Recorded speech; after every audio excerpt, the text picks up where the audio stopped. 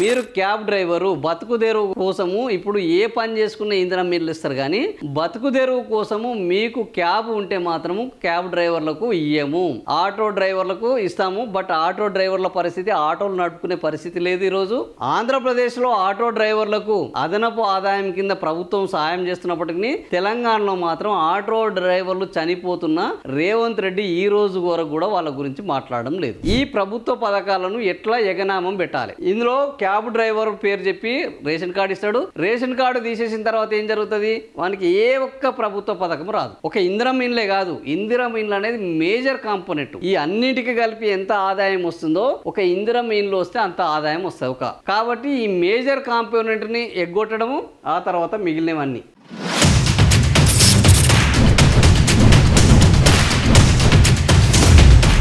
ఇందిరమ్మ ఇండ్లు మనకు ఆల్రెడీ ఇందిరమ్మ ఇండ్లను ఏ రకంగా కుదించాలి అని రాష్ట్ర ప్రభుత్వము రోజు నానా తంటాలు పడుతుంది. ఎందుకు అంటే ఇది చాలా పెద్ద స్కీమ్. 5 లక్షల రూపాయలు ఒక్క బెనిఫిషరీకి ఇవ్వాలి. 2500 ఇస్తానికే ఒక బెనిఫిషరీకి నానా ఇబ్బంది పడుతుంటే ఒక్కొక్క బెనిఫిషరీకి 5 లక్షలు, దళితులకు 6 లక్షలు ఇవ్వాలి, భూమి లేని వాళ్ళకి భూములు ఇవ్వాలి. ఇంత పెద్ద స్కీమ్ అమలు చేయాలంటే ఏ ప్రభుత్వానికైనా చాలా తలకు మించిన భారము, అందులో సందేహం లేదు. అయితే దీన్ని మేము అమలు చేయము అని అంటే చేతగాని ప్రభుత్వాన్ని తిడతారు. కాబట్టి దానికి ఏంటంటే కొల్లాలు పెడతారు. కొల్లాలు పెట్టి ఇప్పుడు ఈ పథకాన్ని అమలు చేయకుండా దాన్ని నీరుగార్చే ఒక కుట్ర ఈ రోజు రేవంత్ రెడ్డి ప్రభుత్వం చేస్తుంది. ఏందది? రేవంత్ రెడ్డి ప్రభుత్వం క్యాబ్ డ్రైవర్లకు ఇందిరమ్మ ఇండ్లు ఇయ్యము అంటుంది. ఇప్పటికే మనం 250 ఇండ్లు ప్రతి ఊర్లో నిషేధిత గ్రామంలోకి, నిషేధిత జాబితాలోకి అందులో చేర్పిస్తున్నారు. ఆ ఇండ్లకు జీరో వాల్యూ చేస్తున్నారు. ఆ ఇండ్లను కూల్చేసే కుట్రలు చేస్తున్నారు. ఉన్న ఇండ్లను కూల్చేసే కుట్రలు ఒకటి. రెండోది కొత్త ఇండ్లు ఇవ్వకుండా వాళ్ళని వేధించడం రెండోది.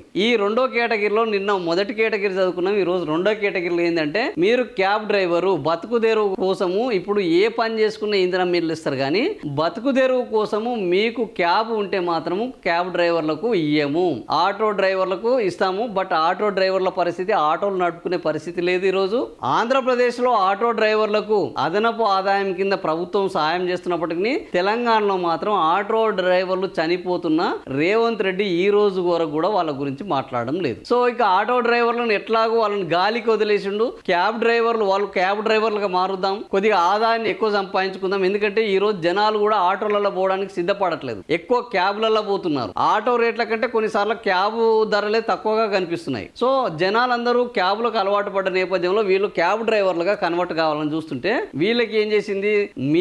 మీకే ఇంత తెలివి ఉంటే ప్రభుత్వంగా నాకింత తెలివి ఉండాలని రేవంత్ రెడ్డి మళ్ళొక కుట్ర చేశాడు. అదేంటంటే నువ్వు క్యాబ్ డ్రైవర్ అయితే నీకు ఇందిరమ్మ ఇల్లు కట్టు. ఇది అదే వార్త.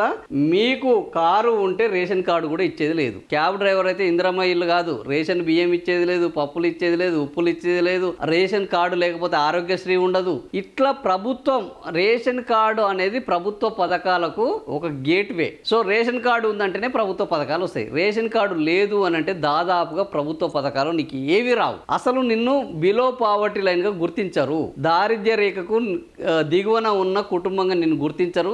దారిద్ర్య రేఖకు దిగువన ఉన్న కుటుంబం కాకపోతే మీకు స్కాలర్షిప్లు రావు, ఫీజు రియంబర్స్మెంట్లు రావు, ఆరోగ్యశ్రీ రాదు, రేషన్ రాదు, ఇందిరమ్మ ఇండ్లు రాదు, 200 రూపాయల ఏంది సబ్సిడీ రాదు, పెన్షన్ రాదు. ఇట్లా ఏ పథకము కూడా మీకు రేషన్ కార్డు లేకపోతే దాదాపుగా రాదు. మీకు ఆ ఇన్కమ్ లిమిట్ ఆ లోపు లేకపోతే రేషన్ కార్డు కూడా రాదు. కాబట్టి ఇప్పుడు ఏం చేస్తున్నారు? కారు ఉన్నది అని అంటే రేషన్ కార్డు బంద్. నడుపుకునేవాడు పేదోడైనా, వాడు కిరాయి తీసుకొని నడుపుకుంటైనా, ఒకవేళ ఇప్పుడు ఎస్సీలకు గత ప్రభుత్వం ఏం చేసింది? దళిత బంధులో కార్లను ఇచ్చేసింది, డైరెక్ట్గా కార్లనే ఇచ్చేసింది. వాళ్ళు ఏంది బాగుపడాలి, వీళ్ళు పేదలు, ఈ పేదలు గౌరవంగా బతకాలని గత ప్రభుత్వం కార్లను ఇచ్చి వాళ్లకు ఎంకరేజ్ చేస్తే ఈ ప్రభుత్వం ఏం చేసిందంటే నువ్వు కారు కొనుక్కున్నా సరే నీకు రేషన్ కార్డు కట్ చేస్తాను, ప్రభుత్వ పథకాలను కట్ చేస్తాను అంటే ఏదో మనం అంటాం కదా, మింగలేక మంగళారం అని మనం అంటుంటాం ఊళ్ళలో. మింగలేక మంగళారం అని అంటుంటే ఇప్పుడు రేవంత్ రెడ్డి మొత్తం ఇదే పని చేపట్టిండు. ఈ ప్రభుత్వ పథకాలను ఎట్లా ఎగనామం పెట్టాలి? ఇందులో క్యాబ్ డ్రైవర్ పేరు చెప్పి రేషన్ కార్డు ఇస్తాడు. రేషన్ కార్డు తీసేసిన తర్వాత ఏం జరుగుతుంది? వానికి ఏ ఒక్క ప్రభుత్వ పథకం రాదు. ఒక ఇందిరం ఇండ్లే కాదు, ఇందిరం ఇండ్లు అనేది మేజర్ కాంపోనెంట్. ఈ అన్నిటికీ కలిపి ఎంత ఆదాయం వస్తుందో ఒక ఇందిరం ఇండ్లు వస్తే అంత ఆదాయం వస్తుంది. కాబట్టి ఈ మేజర్ కాంపోనెంట్ ని ఎగ్గొట్టడము, ఆ తర్వాత మిగిలినవన్నీ. ఇప్పుడు క్యాబ్ అసోసియేషన్లు వాళ్ళ ఆవేదన వ్యక్తం చేస్తున్నారు. ఇది క్యాబ్ వల్ల ఇది ఇంతటితోటి ఆగిండా అని అంటే లేదు.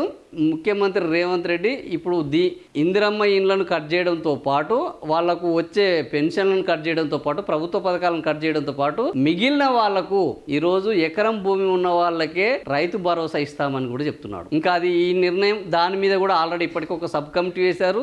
రైతులకు రైతు బీమాను, రైతు భరోసాను, రైతులకు ఇచ్చే ప్రభుత్వ పథకాలను ఎగ్గొట్టడానికి ఒక ఎకరాన్ని వాళ్ళు ఒక యూనిట్ గా పెట్టుకొని ఆ ఒక ఎకరం లోపు ఉన్న రైతులు, ఒక ఎకరం ఉన్న రైతులకు మాత్రమే ప్రభుత్వ పథకాలు అందే విధంగా ఒక కమిటీ వేశారు. ఆ కమిటీ గురించి మనందరికి తెలిసిందే. అదేవిధంగా ప్రభుత్వ ఉద్యోగులకు మీద కూడా ఒక కమిటీ వేశారు. సో అవుట్ సోర్సింగ్ ఇది అని చెప్పి వాళ్ళ మీద కూడా ఒక కమిటీ వేశారు, వాళ్లకు జరిగే బెనిఫిట్స్ గురించి. సో ఈ రకంగా రకరకాల కమిటీలు వేసి ఈరోజు ఇంకొక కమిటీ కూడా వేశారు. మూసీ నది పైన కూడా కమిటీ వేశారు. మూసీ నది మీద ఏం కమిటీ? ఇప్పుడు అక్కడ ఉన్న ఇండ్లను కూల్చడం పైన మూసీ నది మీద కమిటీ వేయడం. ఈ కమిటీ ఏం తేల్చాలి? ఎంతమంది ఇండ్లు పోతున్నాయి, ఎంతమందికి ఎంత పరిహారం పోతుంది అని తేల్చడం, వాళ్ళ దగ్గరికి వెళ్ళి మాట్లాడడము, విభజించి పాలించు అన్న విధానాన్ని అమలు చేయడము, ఫలితంగా అక్కడ ఈ మూసీ రివర్ ప్రాజెక్టు కోసం భూములను సేకరించి రియల్ ఎస్టేట్ సంస్థలకు కట్టబెట్టడం కోసం మూసిపై సబ్ కమిటీ ఎవరెవరు? బట్టి, పొన్నం. ఇది ఈ రకంగా ప్రభుత్వము రకరకాల కమిటీల పేర్లను వేసి ప్రభుత్వం ఈ పథకాలను పేదలకు అందకుండా ఏ విధంగా చేయాలి, ఎగ్గొట్టడం ఏ విధంగా చేయాలి, ప్రభుత్వం సేకరించే భూములను వాళ్ళ దగ్గర నుంచి ఏ విధంగా లాక్కోవాలి, ప్రభుత్వంలోని పెద్దలు రియల్ ఎస్టేట్ లోని బడా సంస్థలకు కట్టబెట్టి ఏ విధంగా కమిషన్లను దండుకోవాలి, మొత్తం ఇదే వ్యవహారం చేస్తున్నారు. ప్రభుత్వానికి యాక్చువల్గా ఏముండాలి? ప్రభుత్వం ఈ సంక్షేమమే లక్ష్యంగా పనిచేయాలి, అభివృద్ధి గీటరాయిగా పనిచేయాలి. కానీ రేవంత్ రెడ్డి పనిచేస్తుంది ఏంటంటే ఒక్క సంక్షేమం కూడా సరిగ్గా అందించడం లేదు. ఇప్పటి వరకు మనం నిన్న ఆల్రెడీ మనం ఇక్కడ చూస్తాము, హరీష్ రావు ఎన్ని అంశాల మీద ఏ అంశాల మీద పెడితే ఒక్కదానికి కూడా సూటిగా సమాధానం చెప్పలేదు. మళ్ళీ ఏమని అంటే మళ్ళా మీరు 2014 నుంచి చేసిందే కదా అని మళ్ళీ మొదలు పెడతారు తప్ప ఈ పని ఎందుకు చేయలేదు అని అంటే దాని గురించి మాత్రం సమాధానం చెప్పారు. ఆ విధంగా రేవంత్ రెడ్డి సర్కారు మొత్తం సంక్షేమాన్ని గాలికి వదిలేసింది. అభివృద్ధి తెరువైతే పోవట్లేదు. పేదలకు ఇచ్చే పథకాలను కూడా మనం ఈసారి బడ్జెట్లో చూసాం. ఈ బడ్జెట్లో కూడా 50,000కు పైగా లోటు ఉండే అవకాశం ఉందని నిన్ననే ఆల్రెడీ అసెంబ్లీలో చెప్పారు. గత బడ్జెట్లో 80,000 కోట్ల లోటు ఉన్నది. అయితే ఈసారి మరీ 1,00,000 కోట్లు అంటే భయపడతారని నాకు తెలిసి హరీష్ రావు కూడా 50,000 కోట్లకు చెప్పినట్టున్నారు. అది 1,00,000 కోట్లు. ఎందుకంటే గత ఏడాది 80,000 కోట్ల దానిక వీళ్ళు 2,20,000 కోట్లే వీళ్ళు ఖర్చు చేయడం జరిగింది. 3,00,000 కోట్లు, 3,04,000 కోట్ల బడ్జెట్లో ఈసారి 3,24,000 కోట్ల బడ్జెట్ పెట్టుకున్నారు. ఇందులో 80,000 కోట్లు అప్పు చేయాలనుకున్నారు. ఈ 80,000 కోట్లు 1,20,000 కోట్లకి వెళ్ళే అవకాశం ఉన్నది. ఈ అప్పులు దొరకకపోతే ఈ 3,24,000 కోట్ల బడ్జెట్ 2,24,000 కోట్లకు వచ్చి ఆగిపోయినా, 2,40,000 వచ్చి ఆగిపోయినా కూడా మళ్ళా 80,000 నుంచి మళ్ళా 1,00,000 కోట్ల గ్యాప్ ఉండే అవకాశం ఉంటుంది. సో ఈ రకంగా ఈ ప్రభుత్వము తన సంపదను సృష్టించే మార్గం లేక, ఆదాయాన్ని పెంచుకునే తెలివి లేక, ఎందుకంటే ఆదాయం పెంచుకోవడం అనేది ఇట్లా ఈ బ్లాక్ మెయిలర్లకు, దొంగలకు, ఇట్లాంటి వాళ్ళకు సాధ్యమయ్యే పని కాదు. దానికి కొంత దిమాకు ఉండాలి. ఎక్కడ మనం పెట్టుబడి పెడితే రూపాయి పెడితే 2 రూపాయలు వస్తుందన్న ఆలోచన ఉండాలి. ఆ ఆలోచన ఆ ప్రభుత్వంలో ఉన్న అధినేతకు, ఆ ప్రభుత్వంలో ఉన్న సలహాదారులు ఇస్తే ఆ సలహాదారుల మాటలను వాళ్ళు నమ్మి చేస్తే అవుతుంది. మనం గత 10 ఏళ్లలో తెలంగాణ ఆదాయం ఏ విధంగా పెరిగింది అనేది మనం చూసాం. భారతదేశంలోనే అత్యంత ఎక్కువ తలసరి ఆదాయము, అత్యంత ఎక్కువ ఫాస్టెస్ట్ గ్రోయింగ్ స్టేట్ గా తెలంగాణ నమోదైంది. ఇది మనం కొట్టుకున్న డబ్బా కాదు, మనం కొట్టుకుంటే కూడా డబ్బా మోగదు. ఇది నీతి ఆయోగ్ వాళ్ళు, ఆర్బీఐ వాళ్ళు, సెంట్రల్ గవర్నమెంట్ స్టాటిస్టిక్స్ డిపార్ట్మెంట్ వాళ్ళు వీళ్ళు చెప్పిన లెక్కలు తెలంగాణ గురించి. సో అది అవునన్నా కాదన్నా మనం కూడా చూసాము.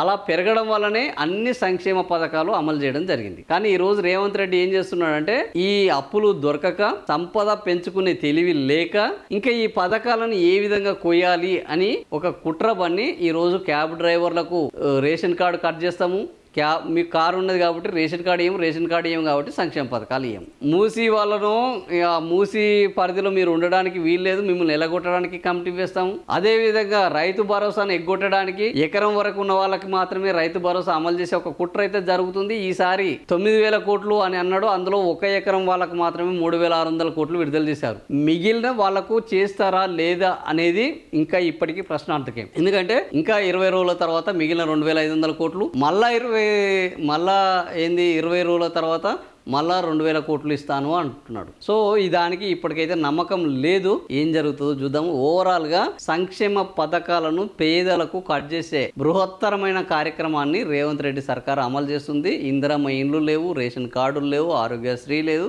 పేదలకు ప్రభుత్వ పథకాలకు మొండి చేయి చూపే కార్యక్రమం నడుస్తున్నది.